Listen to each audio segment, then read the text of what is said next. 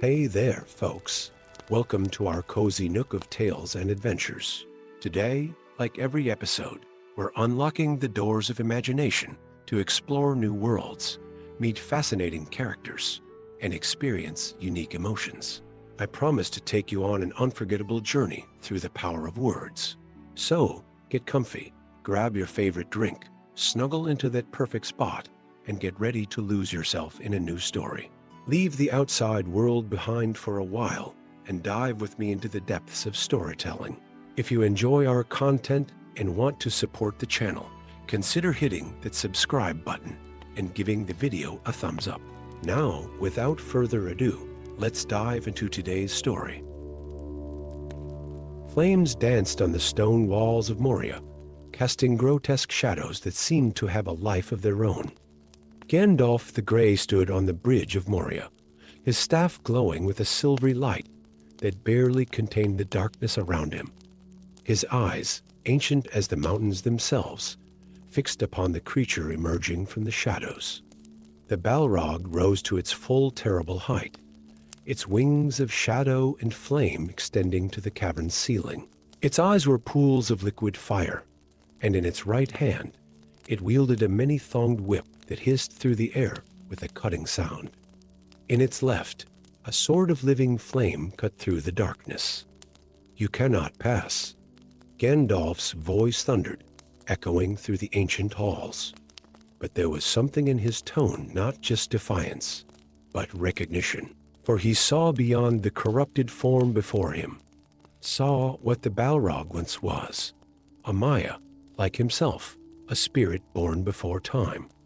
The Balrog halted, its flaming form reflecting in the dark waters below the bridge. For a moment brief, as an eye's blink, something seemed to change in its posture. A hesitation, a memory of ages past, when both walked under the same stars in Valinor. "I am a servant of the secret fire," continued Gandalf, his voice softer now, almost gentle. "Wielder of the flame of Aenir," the Balrog roared in response. But there was a different note in its cry, not just hatred and fury, but pain. Pain of memories long buried under layers of corruption and darkness. Its whip cracked not in attack, but in agitation, as if wrestling with itself. "You too once served the light," Gandalf spoke in Quenya, the ancient tongue of Valinor. Before the shadows, before Melkor, the Balrog's flames flickered, diminishing for an instant. In the depths of those eyes of fire, something ancient stirred a spark of recognition, perhaps even regret. But then the moment passed. The darkness that had dwelt in the Balrog's heart for millennia was too deep, too ancient to be undone by words, even words of power. Its roar shook the very foundations of the mountain, and it advanced. "Go back to the shadow." Gandalf raised his staff, but there was sadness in his eyes. "You shall not pass." What followed was more than a battle. It was the clash of two fundamental natures of the world, light and shadow, redemption and corruption, choice and destiny. The bridge trembled beneath their feet as primordial powers collided. When the bridge finally gave way and both fell into the endless darkness, they were no longer mere adversaries, but symbols of a deeper truth, that even in the deepest darkness, the light of choice still shines, even if it is rejected. As they fell through bottomless abysses, through caverns forgotten by time itself, Gandalf and the Balrog continued their battle, not just for the fate of Middle-earth, but for the very essence of what it means to be a being of power and choice in a world of light and shadow. And so began their fall into the depths of Moria, a journey that would last days in the deep places of the world, where no light had ever reached. Save for the Balrog's fire and the gleam of Gandalf's power, an eternal dance of light and shadow, until they would finally emerge on the highest peak, where their battle would find its true end. Story 2. In the deepest halls of Moria, where ancient shadows danced upon walls of carved stone, the flickering light of Thorina's torch cast strange patterns across the dusty pages of a leather-bound journal. The young dwarf warrior's fingers trembled as she traced the fading runes, her heart pounding against her mithril breastplate. She had discovered something that would shake the very foundations of her people's beliefs about the demon that haunted their ancestral halls. The journal belonged to Grimmer, the last guardian, who had faced the Balrogs centuries ago. His final entries spoke not of a mindless beast of shadow and flame, but of a creature bound by ancient magic and tragic circumstance. The Balrog was once Narethil, the weathered pages revealed, a guardian spirit of the mountains, corrupted not by Morgoth's evil, but by our own folly. Thorina's brass-bound boots echoed through the empty corridors as she made her way back to the dwarf settlement in the upper halls. The weight of the journal pressed against her chest like a burning coal. Her people had spent generations telling tales of the demon that had driven them from their greatest kingdom, but none had ever spoken of an elven artifact called the Heartstone, which Grimmer claimed had twisted the Guardian's nature.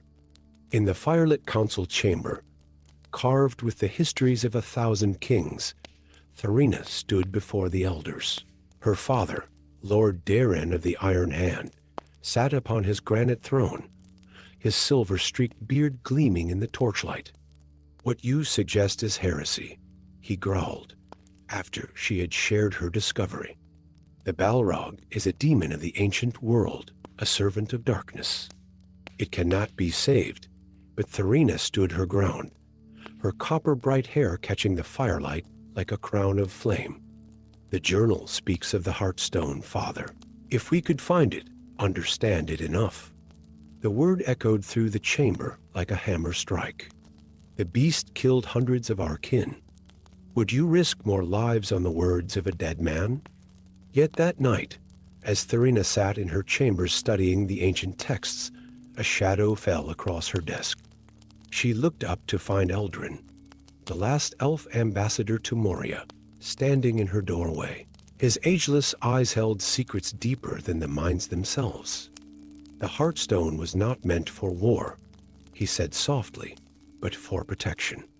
My ancestors created it to bind guardian spirits to this realm, to serve as protectors.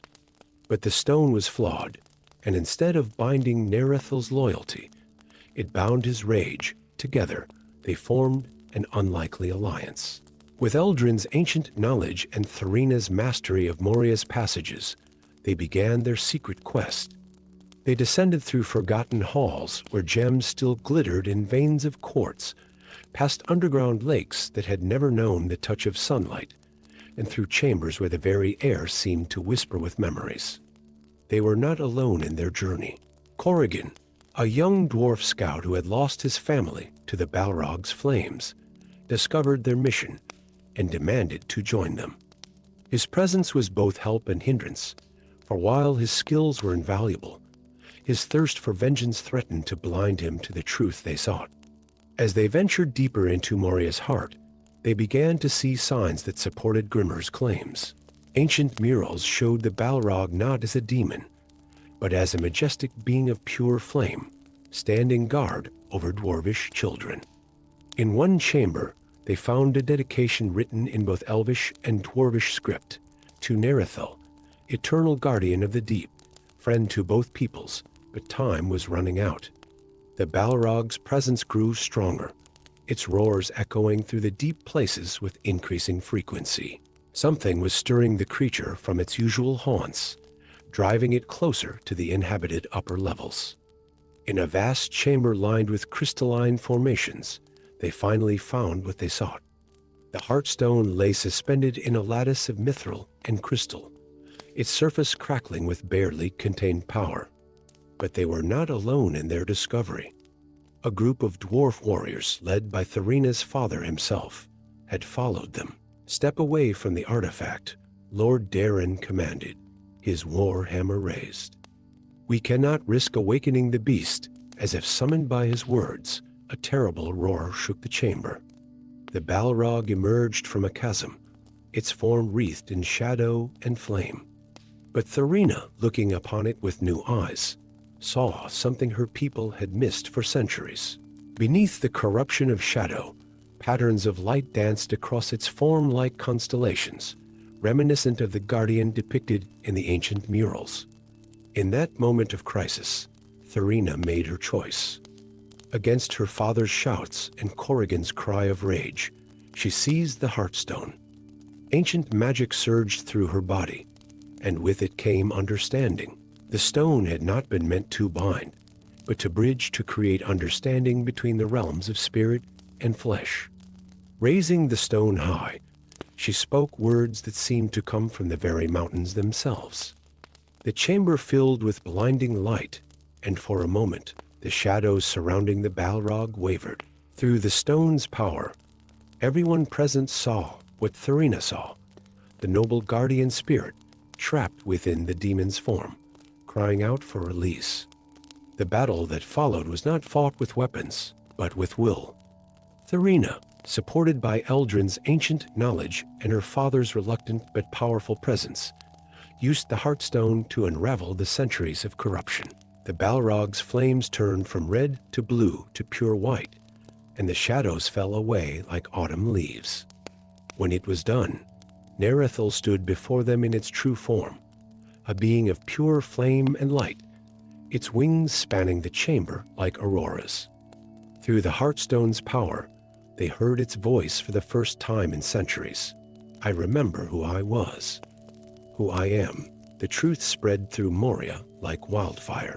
The Balrog had not been destroyed, but restored. Narethil resumed its ancient duty as guardian, its presence no longer a curse but a blessing. Under its protection, dwarves began to reclaim the deeper halls, and for the first time in centuries, elvish emissaries walked freely in the halls of Moria. Thurina's name became legend, but not for slaying a demon. She was remembered as the one who saw truth where others saw only darkness, who chose understanding over vengeance. Her story was carved into the walls of Moria alongside the ancient tales, a reminder that sometimes the greatest acts of heroism require not a sword, but the courage to question what everyone believes to be true. In the deepest halls of Moria, where ancient shadows still dance upon walls of carved stone, travelers now speak of seeing a spirit of pure flame keeping watch over the kingdom of the dwarves.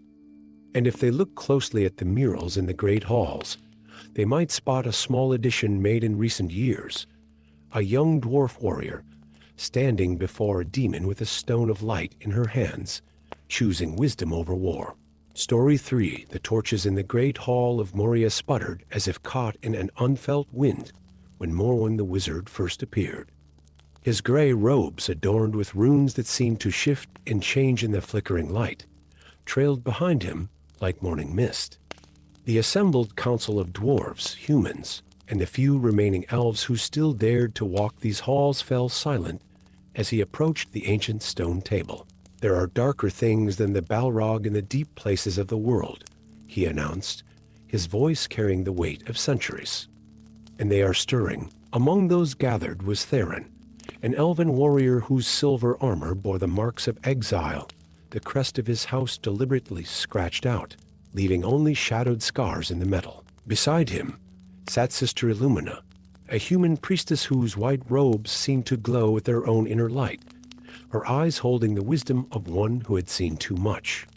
At the far end of the table, Drugan the master smith ran his calloused fingers over his legendary hammer, its head carved with runes of power that had helped forge some of the greatest weapons in dwarven history.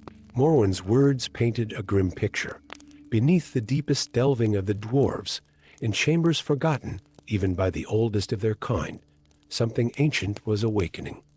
The Balrog, he claimed, was merely a guardian set in place by the original mages of Moria, a fearsome yet necessary evil, to keep an even greater horror contained.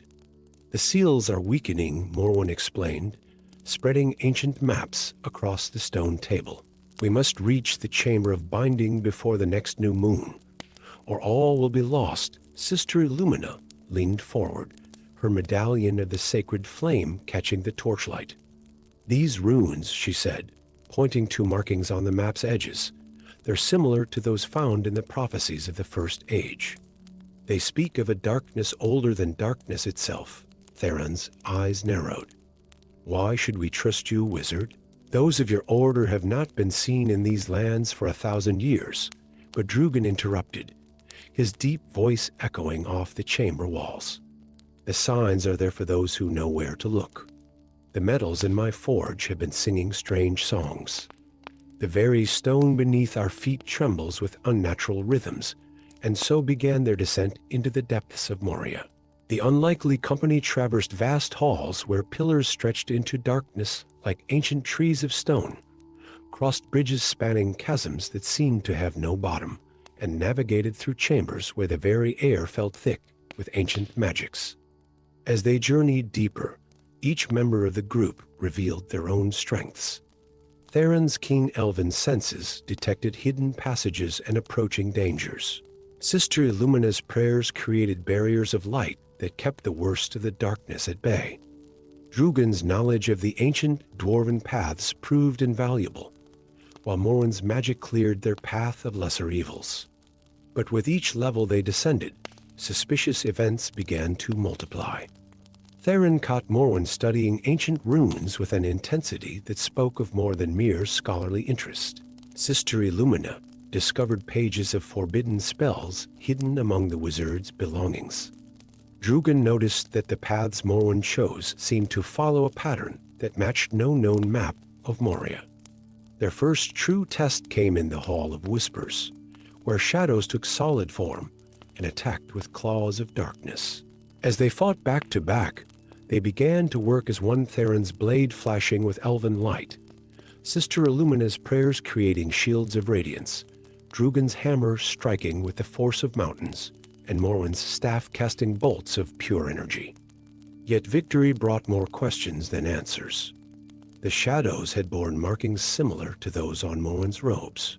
"There are things you're not telling us, wizard." Theron confronted him in a moment of rest.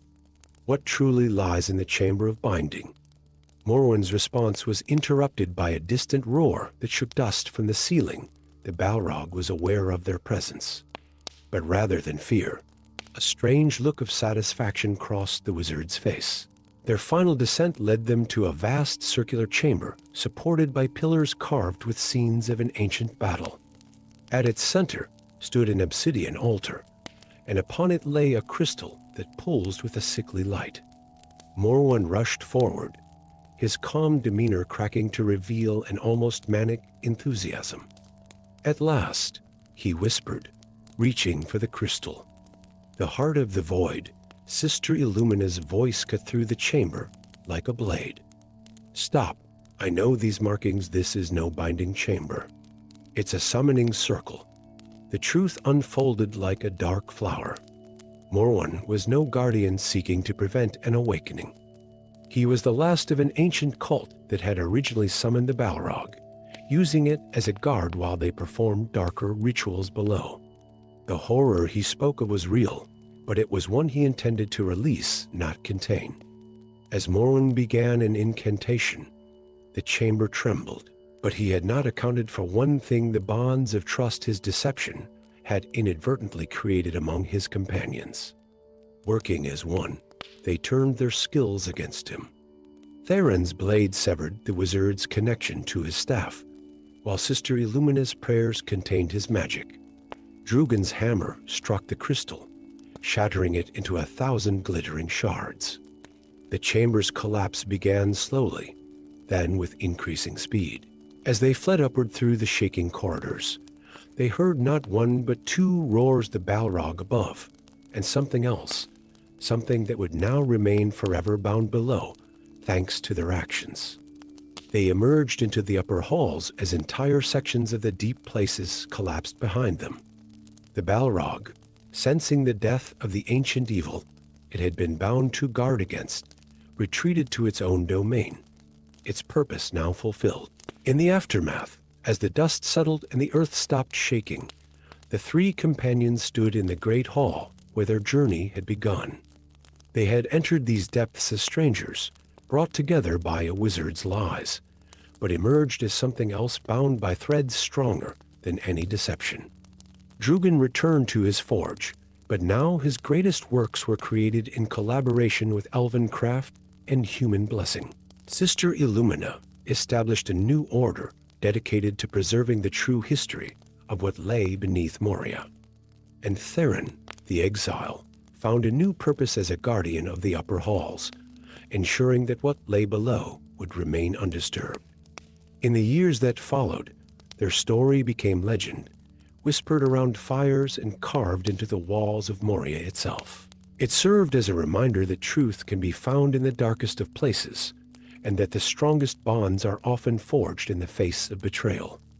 And deep below, in the sealed chambers where darkness once stirred, only silence now reigns, a silence guarded not by one corrupt wizard, but by the unified vigilance of three races working as one. Story 4. In the grand halls of Moria, where mithril veins glittered like starlight in the stone walls, Princess Kazada stood before the ancient ceremony door, her heart pounding against her ceremonial armor. Tonight marked her 18th year, the age when all members of the royal family were entrusted with the kingdom's darkest secret. Her father, King Thorin Stoneheart, placed a heavy hand on her shoulder, his eyes carrying the weight of generations. "What you learned tonight," he whispered, his voice rough as granite, "you must carry to your grave." The massive door, carved with runes that seemed to shift in the torchlight, swung open to reveal the Chamber of Whispers. Here, in this sacred space, the truth of Moria's supposed peace was finally revealed to the young princess. The Balrog was not merely contained, it was bound by an ancient pact, one that demanded a terrible price. "Every generation," her father explained, his voice echoing off the obsidian walls, "we must offer a soul to the depths. A royal soul freely given, to keep the demon in its slumber." His eyes turned to the elaborate tapestry that covered one wall, depicting centuries of sacrifices, each face a member of their family who had descended into the deep to maintain the peace. Kazada's world tilted on its axis as understanding dawned. The mysterious disappearances of royal family members over the centuries, always explained away as tragic mining accidents or diplomatic missions gone wrong, had been sacrifices. Voluntary walks into darkness to maintain the pact that kept their people safe. Her horror turned to icy fear when her father spoke again. "Your brother, Drugan, has been chosen for the next offering." Drugan, barely 13, with dreams of becoming a master craftsman, whose laughter echoed through the halls like silver bells. The thought of him walking into darkness twisted something deep in Kazada's soul. That night, while the kingdom slept, she snuck into the ancient library. Dust danced in the beam of her crystal lamp as she searched through forbidden texts, seeking any mention of the runesmiths, a legendary order of mage crafters who are said to have forged the original pacts that built their civilization. A whisper of movement made her freeze. From the shadows emerged Vareen, her father's advisor, his blind eyes milky white, but somehow fixed directly on her. "I wondered how long it would take you to seek answers," he said softly. "There are those who remember the old ways, princess. The runesmiths still exist, hidden in the far northern mountains." Thus began Kazada's secret quest. With Vareen's guidance, she slipped away from the kingdom, leaving only a coded message for Drugan. Hope comes with the dawn. Her journey took her through the Shadowlands, where ancient magic still twisted the very air, and across the glass desert, where crystalline dunes sang mournful songs in the wind. She was not alone for long. In the twisted forest, she saved a young elf named Araner from a pack of shadow wolves. Learning of her quest, he pledged his bow to her cause, his own people having ancient grievances with demons of the deep. In the mining outpost of Crag's Rest, a human witch named Maven joined them, her knowledge of ancient bindings proving invaluable. But the path to the runesmiths was treacherous. The trio faced trials that tested not just their strength, but their very understanding of reality. In the caves of memory, they confronted shadows of past sacrifices, each sharing their reasons for walking into darkness.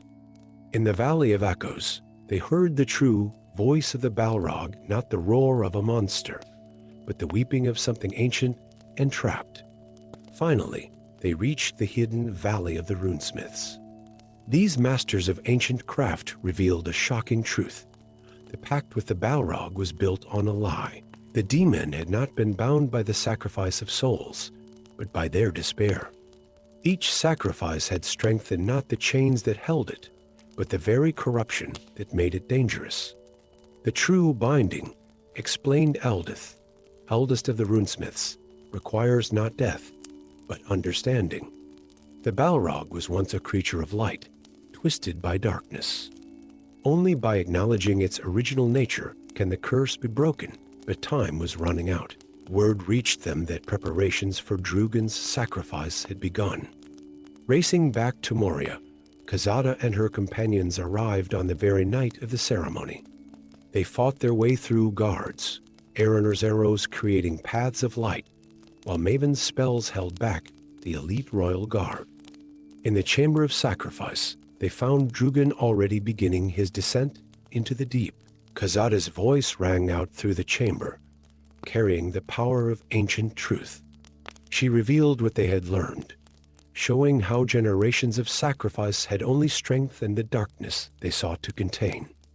The final confrontation took place in the deepest pit of Moria, where the Balrog's true binding lay. Using knowledge gained from the runesmiths, Kazada began an ancient ritual, but it required something unexpected, not a sacrifice of life, but of pride.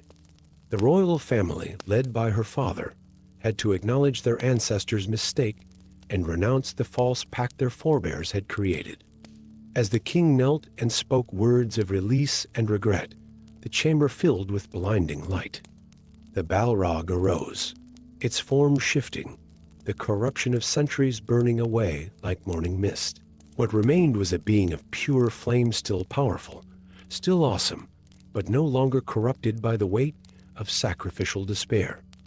A new pact was forged that day, one of understanding rather than subjugation.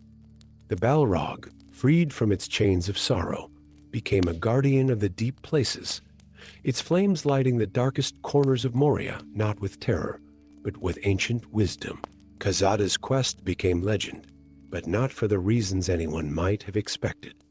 She was remembered not as a warrior who defeated a monster, but as a princess who recognized that sometimes the greatest victories come not through force or sacrifice, but through the courage to question tradition and seek truth. In the years that followed, Moria flourished. Drugan became a master craftsman as he had dreamed, creating works that combined the wisdom of the runesmiths with traditional dwarven craft. Eriner and Maven remained as advisors, helping to bridge the gaps between their peoples. And in the deep places of the kingdom, the Balrog's flames cast light instead of shadow, a reminder that even the darkest of curses can be broken by those brave enough to seek understanding over sacrifice. Story 5. The crystalline chamber deep within Moria glowed with an otherworldly light, its walls studded with gems that pulsed like captured stars. Darren Stonefinder's torch reflected off the surface of an object that should not exist, a mirror that stood floor to ceiling, its frame carved with runes that seemed to move of their own accord. The young dwarf archaeologist pressed his hand against his chest, feeling the weight of the ancient scroll that had led him here. Impossible, whispered Ilaria, the elven mage beside him. Her silver hair caught the light of the crystals, creating a halo around her features. The Mirror of Ages was thought to be nothing more than a legend. Her fingers traced the air before the mirror's surface, sensing the powerful magics that emanated from it. The discovery had been accidental, a collapsed tunnel, a hidden chamber, and an ancient map that spoke of a mirror that could pierce the veil of time itself. But as they stood before it now, neither Darren nor Ilaria could have predicted what the mirror would reveal about the Balrog that haunted Moria's depths. The mirror's surface rippled like liquid silver, and suddenly they were watching scenes from thousands of years ago. The halls of Moria, bright and filled with life, dwarves and elves walking side by side. And there, moving among them, a being of pure flame and light, the Balrog, but not as they knew it. By the ancestors, Darren breathed, his beard quivering with emotion. It was never a demon at all. The scenes showed the truth. The Balrog had been a guardian, a protector of both peoples, its flames a source of warmth and light in the darkness of the mountain.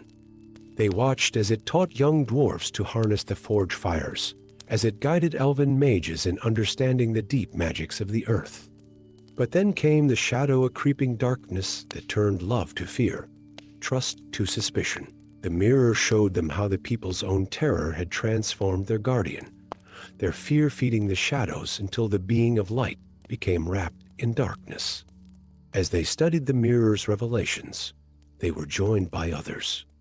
Karza, a dwarf warrior whose family had been killed by the Balrogs' flames, discovered their secret expeditions. Instead of reporting them, she joined their cause, though her hands never strayed far from her war hammer. "If what you say is true," she said, her voice rough with emotion, "then my family died because of our ancestors' mistakes.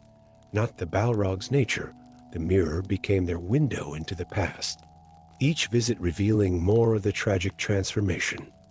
They learned of an ancient ritual, performed by both dwarves and elves, that had originally bound the guardian to Moria.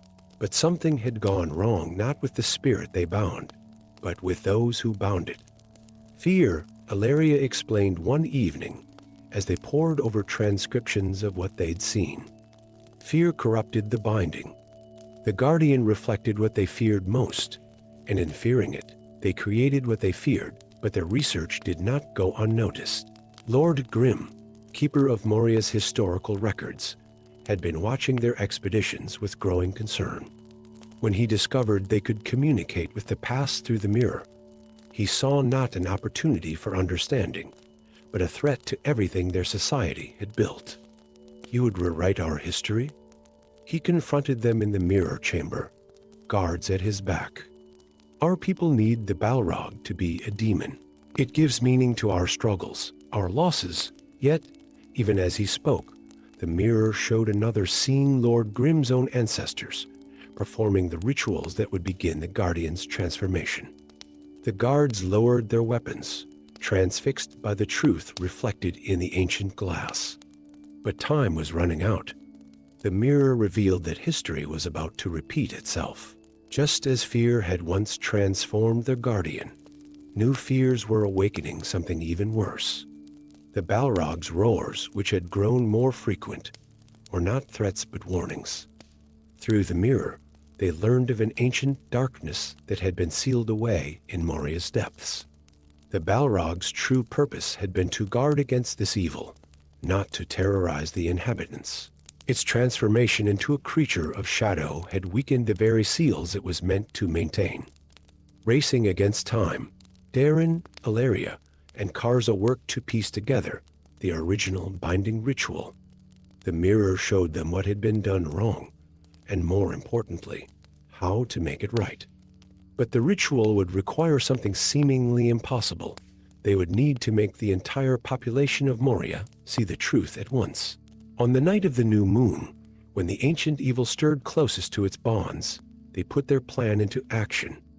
Using elven crystals and dwarven craft, they created a network of smaller mirrors throughout the inhabited sections of Moria, each connected to the Mirror of Ages. As the Balrog's warnings reached a crescendo, every dwarf in Moria saw the truth reflected in these mirrors. They witnessed their guardian's original nature, its transformation, and its millennia of lonely vigil against a darkness they had forgotten existed. Understanding bloomed like dawn across the faces of thousands. The fear that had fed the Balrog's transformation began to fade, replaced by recognition and remorse. As the people's perception shifted, so too did the Balrog's form. The shadows that had wrapped it for so long began to peel away, revealing the being of light beneath. In the final confrontation, it was not warriors who faced the Balrog, but a group of children, led by Darren, Ilaria, and Karza. They approached it not with weapons, but with ancient songs of binding, sung in both Dwarvish and Elvish. The Balrog's flames, no longer black with shadow, danced in harmony with their voices. The rebinding was completed not with chains of fear, but with bonds of understanding. The Balrog resumed its ancient duty, its pure flames once again lighting the depths of Moria. The mirrors remained, not just as historical artifacts, but as reminders that truth, once revealed, can break even the strongest curses. In the years that followed, Moria changed. Dwarves began teaching their children the true history of their guardian, and elven scholars returned to study the deep magics alongside their dwarven counterparts. The Mirror of Ages stood as a testament to their achievement, its surface now showing not just the past, but a future where understanding trumped fear and ancient wrongs could be made right. And sometimes in the deepest hours of night, visitors to the mirror chamber would catch glimpses of three figures: a dwarf archaeologist, an elven mage, and a warrior who learned to let go of vengeance, forever reflected in its ancient surface. Guardians of a truth that changed the fate of kingdoms. Story 6. Deep in the heart of Moria, where ancient shadows danced on walls of carved stone, the flame of Durin awakened. Its ethereal blue light pulsed through crystalline chambers like a heartbeat, calling to the one who could wield its power. In the darkness, something stirred, not just the Balrog in its fitful slumber, but the very magic that had bound it ages ago. Lyra stood before the great gates of Moria, her mixed heritage evident in her features, the slight point of her ears betraying her elven blood, while her sturdy frame spoke of human strength. Snow fell silently around her, each flake illuminated by the runes that still glowed faintly on the doors. She had spent years searching for this place, drawn by dreams of blue flame and whispered prophecies. The gates recognized her blood, or perhaps her destiny, for they opened at her touch with a grinding of ancient gears. The entry hall stretched before her, its grandeur untouched by the centuries of abandonment. Pillars rose like stone trees into the darkness above, their surfaces carved with the history of two peoples now divided. "You should not have come alone," a voice echoed through the hall. From the shadows emerged Thorin Ironweave, leader of the last dwarf colony in Moria's upper levels. His battle axe gleamed with a dull light, runes of protection etched into its blade. The deep places are stirring. Before Lyra could respond, another figure melted from the darkness ethereal, an elven sage whose silver hair seemed to catch light that wasn't there. "The prophecy speaks of one rejected by both peoples," she said softly, her ancient eyes fixed on Lyra. "One who would bridge the divide." The flame's call grew stronger, pulling Lyra deeper into the mountain. Against their better judgment, Thorin and Ithriel joined her quest. They were soon joined by others: Malik, a human warrior priest seeking redemption for his order's past failures; Korra, a young dwarf engineer whose inventions combined magic and machinery; and Sylvan, an elven warrior who had lost his family to the Balrog's flames. Their descent into Moria's depths became a journey through history itself. In great halls where markets once thrived, they found ancient forges still warm to the touch. In libraries sealed for centuries, scrolls spoke of the flame of Durin, not just a source of power, but a key to understanding the very nature of the mountain's magic. The flame, they learned, had been created in the First Age, when dwarves and elves worked together in harmony. It was meant to be a bridge between their magics, a symbol of their unity. But pride and fear had driven them apart, and the flame had been sealed away, its power dormant until one could come who carried both bloodlines in their veins. Their journey was not unopposed. Shadow creatures, drawn by the Balrog's restless dreams, haunted their path. In the Hall of Echoes, they fought creatures made of living darkness, their forms twisted reflections of the party's own fears. Lyra discovered her power growing with each step deeper into the mountain, blue flames dancing at her fingertips. But the greatest challenge came from within their group. Sylvan's hatred of the Balrog warred with the prophecy's implications. "How can we trust that this power won't corrupt you, as it did the demon?" he demanded of Lyra one night, his voice bitter with loss. The answer came in the Chamber of Reflection, where ancient mirrors showed each of them visions of the past. They witnessed the Balrog's original binding not as an act of conquest, but as a desperate attempt to contain a power that neither elves nor dwarves could fully understand alone. As they neared their goal, the Balrog's presence grew stronger. Its roars shook dust from ancient ceilings, but Lyra began to hear something else in those sounds: pain, loneliness, and a desperate warning. The creature was not their true enemy. In the deepest chamber, they found the flame of Durin suspended in a column of pure light. As Lyra approached, the chamber's crystals began to sing, a harmony of dwarvish and elvish magic that had waited centuries to be heard again. But they were not alone. Shadows coalesced around them, taking the form of spirits trapped between worlds, the souls of those who had tried to claim the flame before, their bodies turned to stone by its power. They attacked not with weapons but with doubt, showing visions of how power had corrupted even the noblest hearts. It was Thorin who broke through first, recognizing in the spirits the faces of his ancestors. Ithariel followed, her ancient songs dispelling the shadows of doubt.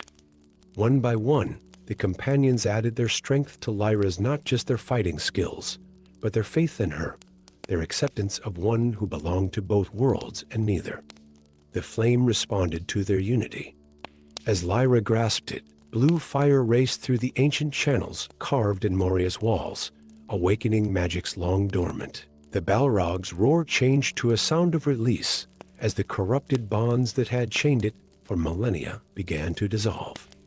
In that moment of transformation, Lyra understood her true purpose. The flame of Durin was not a weapon to destroy the Balrog, but a key to heal it. Through her mixed blood, through the acceptance of those who had once rejected her, she could bridge not just the divide between peoples, but between light and darkness itself. The ritual that followed required the strength of all. Thorin's knowledge of the mountain's heart, Ithariel's ancient songs, Malik's prayers of protection, Korra's understanding of magical mechanisms, and even Sylvan's ability to finally let go of his hatred, all were necessary to complete the transformation. When it was done, the Balrog emerged changed.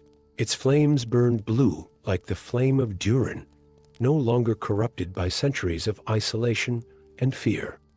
Through Lyra's power, it became again what it was always meant to be: a guardian of the deep, a bridge between the magics of two peoples.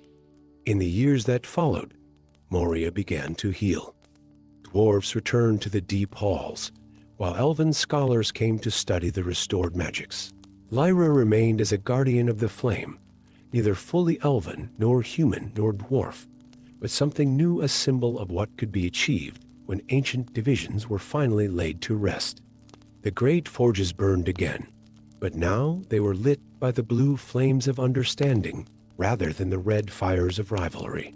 And in the deepest halls, where the Balrog once roared in torment, songs could be heard, ancient harmonies of dwarvish and elvish voices, joined together once more in the darkness beneath the mountain. Story 7. Deep within the ancient halls of Moria, where the air itself seemed to pulse with ancient magic and forgotten memories, Lord Theron stood motionless in his chamber of shadows. The dancing flames of the distant Balrog cast an ever-shifting pattern of light and darkness across his translucent form, a constant reminder of his cursed existence. Once a proud warrior of noble birth, he now existed as neither fully corporeal nor completely spirit, transformed by the Balrog's dark touch centuries ago into a being of living shadow. The weight of his centuries-old burden pressed heavily upon him as he gazed at his reflection in a cracked mirror, the only object he had kept from his mortal life. Where once stood a man of flesh and blood, now wavered a figure of smoke and shadow, his once noble features barely discernible in the perpetual twilight of his existence. Only his eyes remained unchanged, burning with an inner light that spoke of an unbroken will, despite the Balrog's corruption. His silent vigil was interrupted by an unexpected disturbance in the ancient wards he maintained around his domain. Something or someone had breached the outer defenses. In all his years as the reluctant sentinel of these depths, few had dared venture this deep into Moria's cursed halls. Those who did rarely survived to tell the tale. The intruder's footsteps echoed through the carved stone passages. Too light to be a dwarf, too purposeful to be one of the mindless creatures that roamed these depths. Theron melted into the shadows, his form becoming one with the darkness as he waited. Around a corner came a young woman, her white hair gleaming like starlight in the gloom. She wore the robes of a spellweaver adorned with runes that pulsed with a gentle blue light. In her hand, she clutched a crystal fragment that seemed to respond to the ambient darkness, pushing it back with subtle radiance. "I know you're here, Shadow Lord," she called out, her voice carrying both strength and wisdom beyond her apparent years. "I am Alaun of the Crystal Spire, and I bring with me a piece of your salvation." Theron materialized before her, his shadowy form towering and intimidating. Salvation. His voice resonated with the hollow echo of one who had not spoken to another living being in decades. "There is no salvation for one such as I, young spellweaver. Leave this place while you still can." But Alaun stood her ground, holding up the crystal fragment. "This is a shard of the Luminar crystal, the very artifact that once contained the Balrog's power. With it, I can help you break free from its influence." The Shadow Lord's form flickered with sudden interest. "The Luminar crystal was shattered a millennium ago. Its powers are lost to time, not lost," Alaun corrected, scattered. "I have spent years studying the ancient texts, tracking down its fragments. This piece called to me, led me here. It resonates with the same energy that binds you to your cursed form for the first time in centuries." Theron felt something stir within his shadowy breast hope. Yet caution born of long years of suffering tempered his response. "And what price would you ask for this alleged salvation?" "Your help," she replied simply. "Together, we must find the remaining fragments and reconstruct the crystal. Only then can its full power be restored, power enough to break your curse, and perhaps even defeat the Balrog itself." Thus began an unlikely alliance between the Shadow Lord and the young spellweaver. Through the treacherous depths of Moria they journeyed, seeking the scattered pieces of the ancient artifact. Each fragment they recovered seemed to restore a small piece of Theron's humanity, his shadowy form gradually becoming more substantial. Their quest was not without its perils. The Balrog's servants, sensing the growing power of the crystal fragments, sought to stop them at every turn. Dark creatures born of fire and shadow stalked their steps, and more than once. Only Theron's intimate knowledge of Moria's secret passages saved them from certain doom. As they traveled together, Alaun learned of Theron's past, how he had once been a champion of light, leading an expedition into Moria to reclaim it from darkness. How the Balrog had recognized in him a warrior spirit that could not be destroyed, and so had chosen to corrupt rather than kill him. And how, through centuries of tortured existence, he had maintained a small spark of his original self, waiting for a chance at redemption. Their relationship evolved from cautious allies to trusted friends. Alaun's unwavering faith in the possibility of his redemption slowly began to crack the walls of cynicism Theron had built around his heart. For her part, she found in him not the monster of shadow she had expected, but a noble soul trapped in darkness. The final fragment lay in the very heart of Moria, in a chamber directly beneath the Balrog's lair. As they stood before the massive doors of the ancient vault, Theron felt the pull of his master's power growing stronger. "The Balrog knows what we intend," he warned. "It will not let us succeed without a fight." Alaun began the complex spell that would unite the crystal fragments, her voice chanting in an ancient tongue as the shards rose into the air, glowing with increasing intensity. But before the ritual could be completed, the chamber shook with the Balrog's roar. The creature of shadow and flame burst through the ceiling, its presence filling the vast space with terrifying heat and darkness. In that moment of crisis, Theron made his choice. As the Balrog's whip of flame lashed out toward Alaun, he threw himself in its path. The impact should have destroyed him, but the partial restoration of his being allowed him to withstand it, complete the ritual.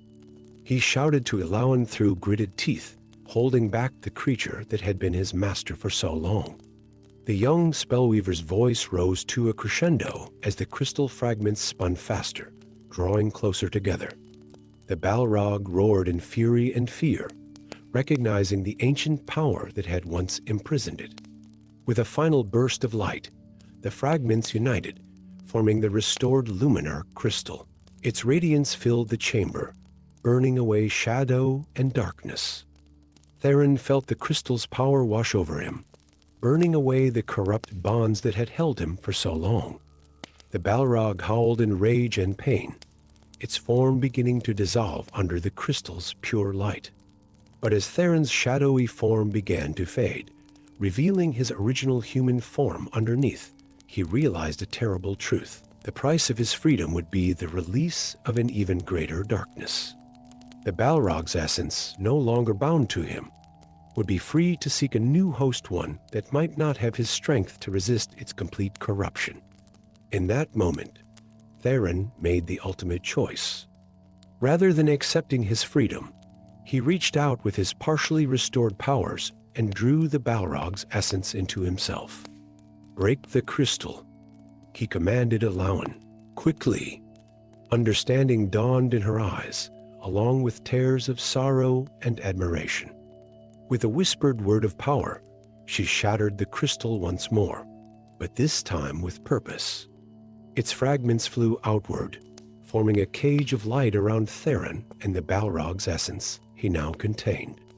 "You could have been free," Elowin whispered, touching the barrier of light that now separated them. Theron smiled, his form now a perfect balance between shadow and light, containing and controlling the dark power within him. "I am free," he replied, "free to choose my own fate, to protect others from this darkness. This is the redemption I sought, not an escape from my burden, but the power to bear it willingly." And so Lord Theron remained in Moria, no longer a cursed servant, but a willing guardian, using his power to protect the realm from greater evils. Though he could never leave the crystal cage that kept the Balrog's power in check, he was at peace with his choice. Elowin visited him often, bringing news of the world above and reminding him that even in the deepest shadows, light and friendship could flourish. In time, his chamber became known not as a place of darkness, but as a sanctuary where those seeking wisdom could find a noble lord who had found redemption not in escaping his darkness, but in mastering it for the good of others. Story 8. In the vast halls of Moria, where ancient stone breathed memories of fallen kingdoms, moonlight pierced through a crack in the mountain's crown, illuminating a scene of breathtaking contradiction. The great hall, once filled with the sounds of dwarven feasts and laughter, now echoed with whispered incantations as the circle of the ancient grove, an order of druids nearly as old as the mountain itself, performed their sacred rites. At the center of their circle stood Celeste, her silver robes adorned with living vines that seemed to pulse with their own inner light. Across her face, 3 parallel scars glowed with an ethereal blue radiance, a permanent reminder of her encounter with the Balrog years ago. The creature's burning whip had marked not just her flesh, but her very soul, gifting her with the ability to sense the ancient evil's presence within the mountain's depths. The druids had discovered something extraordinary in these haunted halls, a portal of pure crystal and light, its surface rippling like water touched by starlight. Through months of careful study and ancient magic, they had determined its true nature, a gateway to a realm of pure light, a place untouched by shadow or corruption. Among the gathered druids stood Finn, barely 17 summers old, his apprentice robes still fresh and unworn. While others saw him as merely another initiate, Celeste knew better. The boy possessed the rare gift of temporal sight, the ability to peer through the veils of time itself. It was a power that manifested in unpredictable bursts, showing him fragments of possible futures or echoes of the distant past. As the circle of druids worked to stabilize the portal, channeling their nature magic into its crystalline frame. Finn's eyes suddenly went wide. The familiar milky white of his visions clouded his green irises, and his body went rigid. Celeste rushed to his side, supporting him as the vision took hold. "The portal," he gasped, his voice carrying the weight of centuries. "It's not what we thought. It's not just a gateway, it's a prison door." The druids' chanting faltered as Finn's words echoed through the hall.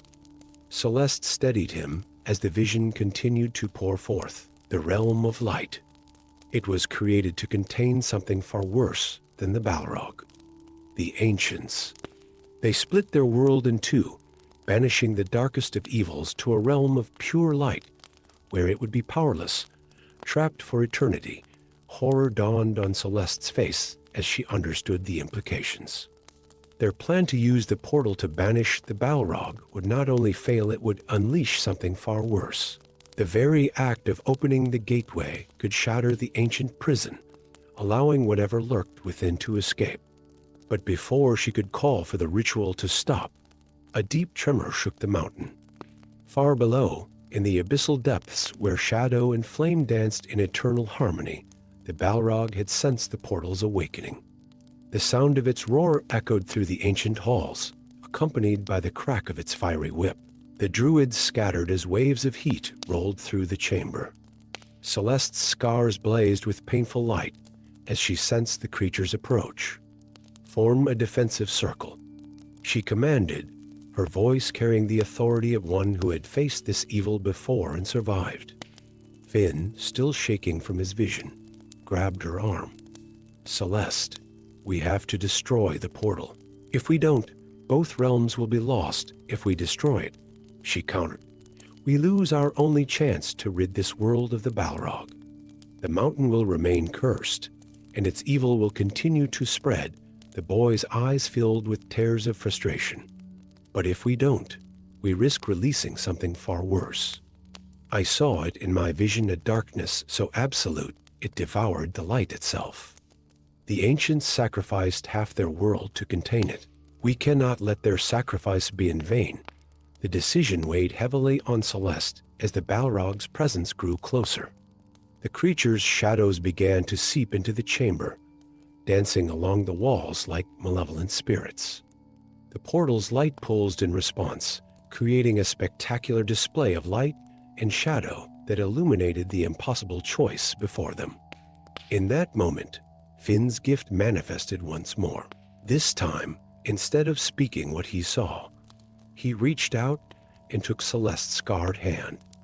Through their touch, she saw what he saw. Multiple timelines branching out from this moment, like the roots of an ancient tree. In one branch, they succeeded in banishing the Balrog, only to watch in horror as the portal shattered, releasing an evil that consumed both realms in eternal darkness. In another, they destroyed the portal, but gained something unexpected: knowledge. Knowledge of how the ancients had originally bound and banished their greatest enemies. Understanding dawned in Celeste's eyes. Sometimes, she realized, the true victory lay not in winning the battle before you, but in learning how to fight the war itself. "Everyone to me," she called out, her voice carrying over the approaching rumble of the Balrog. The druids gathered around her and Finn, their faces illuminated by the portal's pulsing light. "Focus your power not on the portal itself, but on its knowledge. We must learn its secrets before we destroy it." As the Balrog's massive form appeared at the chamber's entrance, wreathed in shadow and flame, the druids joined hands. Their combined power flowed through Celeste and into Finn, enhancing his temporal sight. Through his gift, they began to unlock the portal's ancient memories, learning the spells and bindings that had been used to create both it and the realm beyond. The Balrog's whip cracked across the chamber, shattering ancient stone pillars and sending fragments of marble raining down upon them.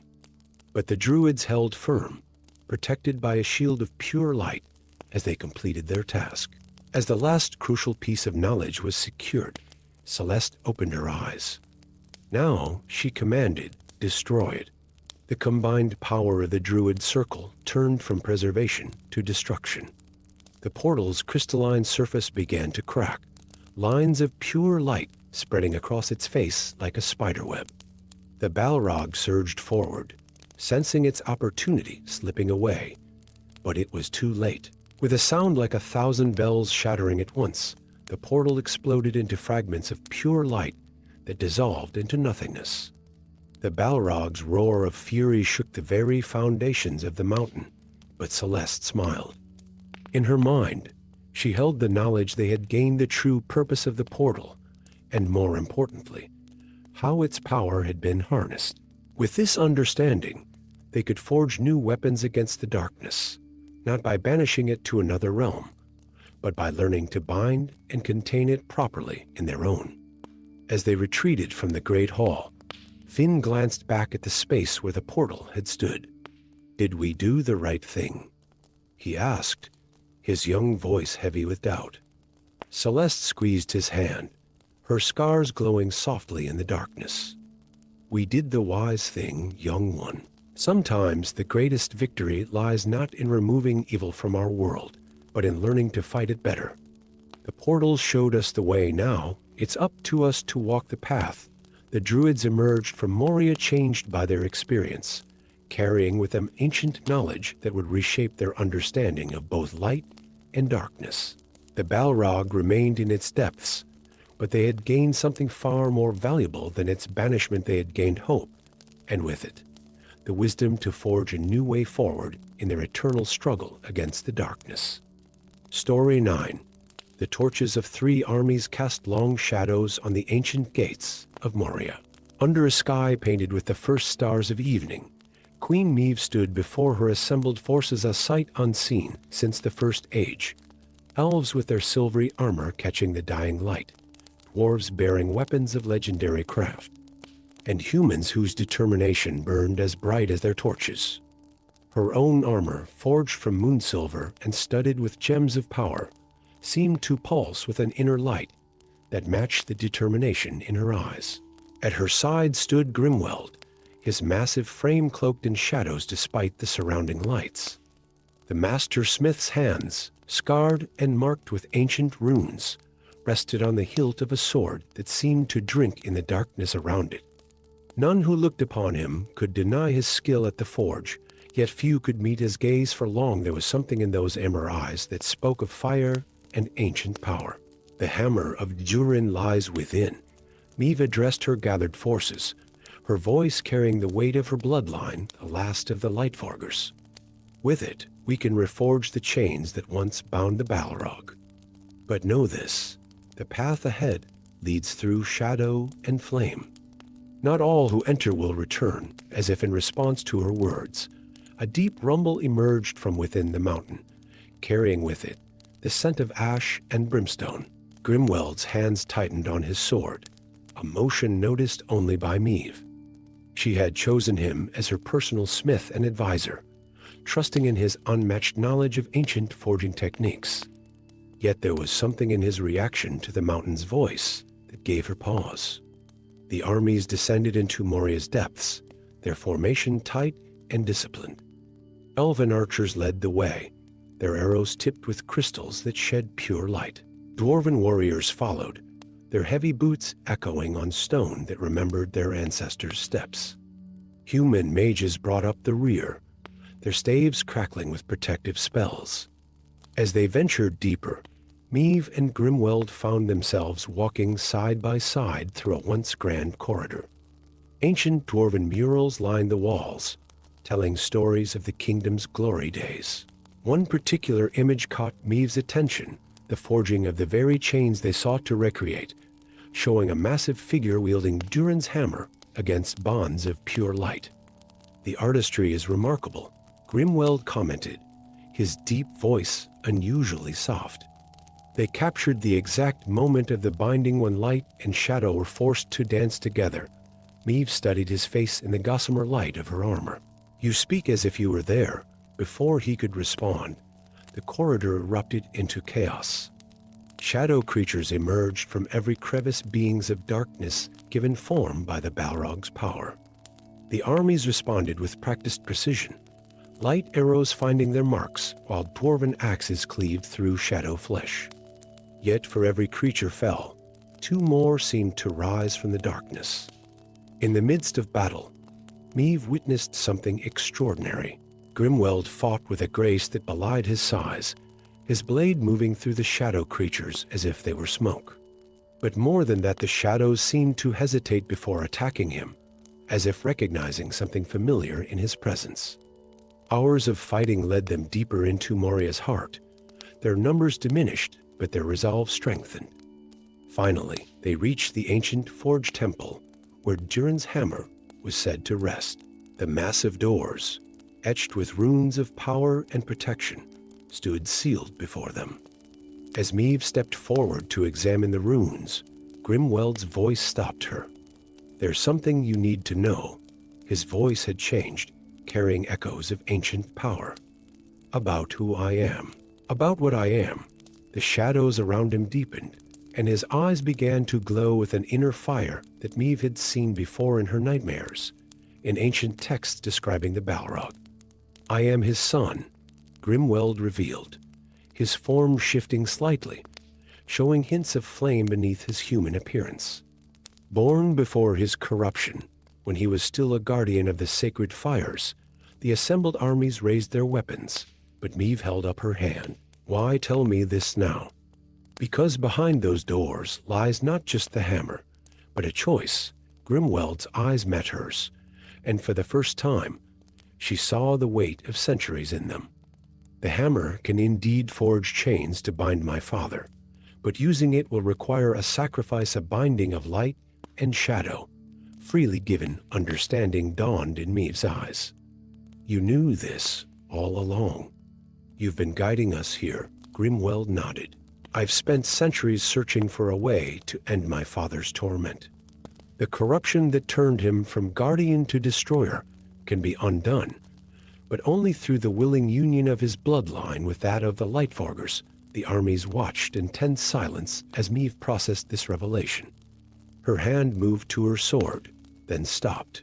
In Grimweld's eyes, she saw not deception, but desperate hope, the same hope she had carried since learning of her own destiny as the last Lightforger. "The ancient texts speak of balance," she said finally. "Not of light destroying shadow, but of both forces working in harmony, as they did in the beginning." She turned to her assembled forces. "This is why all our previous attempts to destroy the Balrog have failed. We sought to eliminate darkness entirely, when we should have been seeking to restore balance." The ground shook violently, and a roar of ancient power echoed through the halls. The Balrog had sensed their presence, and it was coming. Meve made her decision. "Open the doors," she commanded. Together, she and Grimweld spoke the ancient words of unlocking, their combined powers, light and shadow, causing the runes to flare to life. The massive doors swung open, revealing the hammer of Durin floating above an anvil of pure crystal. As the Balrog's presence drew closer, Meve and Grimweld approached the hammer together. "A binding freely given," she said, extending her hand to him. "Not to imprison, but to heal." Their hands clasped just as the Balrog burst into the chamber, its form a terrifying manifestation of corrupted power. But before it could strike, the hammer of Durin flew to their joined hands. Light and shadow swirled around them as they raised it together. What followed was not a battle, but a forging not of chains, but of bonds. With each strike of the hammer, Meve's light and Grimweld's shadow merged, creating bindings of balance that wrapped around the Balrog. The creature fought at first, but as the corruption began to fade, its struggles lessened. When it was done, where once stood a being of pure destruction, now knelt a guardian restored, still mighty, still wreathed in flame, but no longer consumed by darkness. The Balrog looked upon its son with eyes clear of madness for the first time in millennia. The armies witnessed something few had ever seen: the marriage of light and shadow, not in combat, but in harmony. Meve and Grimweld stood together, the hammer between them, their powers permanently intertwined. Moria would never again be the dwarven kingdom of old, but instead became something new realm where light and shadow learned to dance together once more, guarded by a queen who shone like the stars and a prince born of flame. Their union a living testament to the power of redemption through understanding. And deep in the restored halls, the Balrog resumed its original purpose not as a destroyer, but as a guardian of the sacred fire that burns at the heart of all creation. Proof that even the darkest shadow can be brought back to the light through love and sacrifice. Story 10. The ancient halls of Moria echoed with the soft footfalls of Serena Brightscroll as she descended deeper into the mountain's heart, her mage light casting dancing shadows on walls etched with the history of ages past. Her Archaeomancer's robes, woven with protective runes that glowed a gentle azure, swept silently across floors that hadn't felt a living touch in centuries.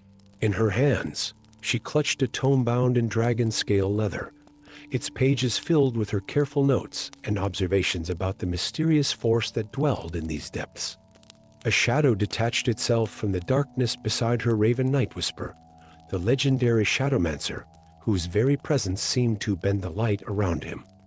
His dark leather armor bore the marks of countless battles, yet he moved with the silence of a ghost. "The archives should be just ahead," he murmured, his voice carrying the faintest trace of an accent from lands far beyond the mountain's reach. "Though I warn you again, some knowledge is better left buried." Serena's response was cut short as they entered a vast chamber that took her breath away. Towering shelves of stone stretched into the darkness above, each laden with scrolls and tomes that had survived the ages. But it was the central pedestal that drew her attention there, bathed in a shaft of light that seemed to come from nowhere and everywhere.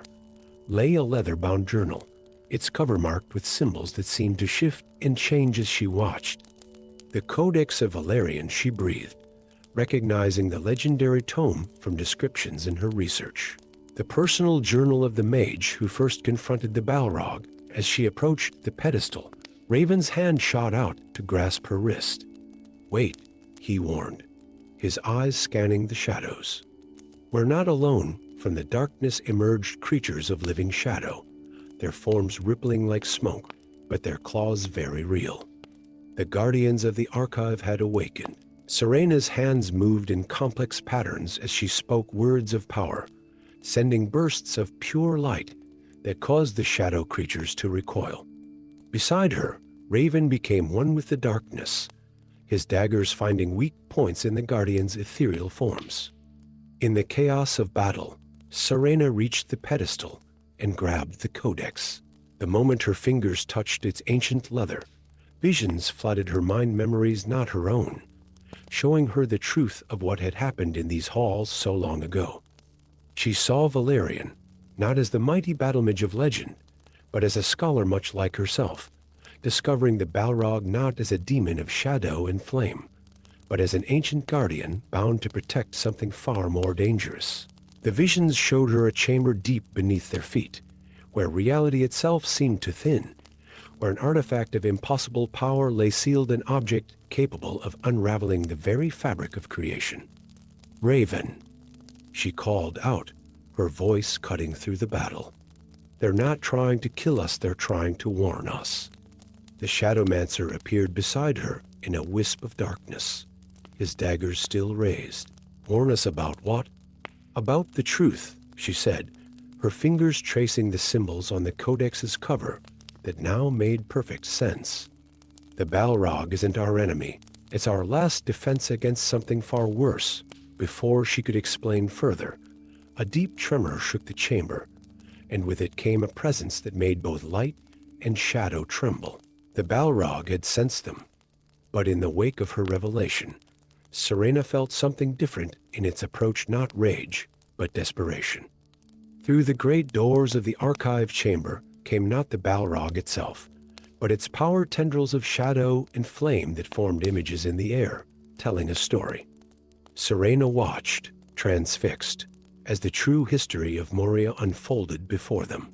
The Balrog had once been one of many guardians, created by powers ancient beyond reckoning, tasked with protecting the world from forces that dwelled in the spaces between realities. But time and isolation had twisted its purpose, turning protection into possession, vigilance into violence. All these years, Raven whispered, and something in his voice made Serena look at him sharply. The shadows around him had deepened, and in his eyes she saw the weight of centuries. All these years, I thought I was hunting the creature that cursed my bloodline. But I was wrong. My ancestors weren't its victims. They were its chosen assistants. The revelation struck Serena like a physical blow. You're a descendant of the original guardians, she breathed. That's why you can move through shadows as you do. The chamber shook again. But this time, the tremors felt different, urgent warning. Through her connection to the Codex, Serena understood. Something's coming, she said, her voice tight with fear. Something has been trying to break through for centuries, and the Balrog's power is failing. The air itself seemed to thin, reality trembling like a soap bubble about to burst. In that moment, Serena made a decision that would change the course of history. She opened the Codex to its final pages and began to read aloud in the ancient tongue, her voice combining with the power of the tome. Beside her, Raven closed his eyes and reached out to the shadows that were his birthright, no longer fighting them, but embracing their true purpose. The Balrog's presence filled the chamber, but now its flame and shadow moved with purpose, weaving together with Serena's spells and Raven's inherited power. The three forces, light, shadow, and flame, created a harmony that had not been seen in Middle-earth since the First Age. As the ritual reached its climax, Serena understood the true purpose of her journey to Moria. She hadn't come to defeat the Balrog, but to restore it, to remind it of its sacred duty, and to add her own power to its ancient vigil. The very knowledge she had sought to uncover was itself a key, awakening powers long dormant in both the Guardian and its chosen assistants. In the aftermath, as the shadows settled and the flames dimmed to a watchful glow, Moria was transformed. No longer was it simply a dead kingdom or a den of monsters, but a sanctuary of power and purpose. The Balrog resumed its eternal watch, but no longer alone. Serena took her place in the Great Archive, becoming its keeper and scholar, unlocking the ancient knowledge that had been preserved for so long. Raven found his true calling as a guardian of the shadows, training others of his bloodline who would be drawn to these halls by powers they didn't yet understand. Together, they maintained the delicate balance that kept reality whole, guardians not of a kingdom of stone and gold, but of existence itself.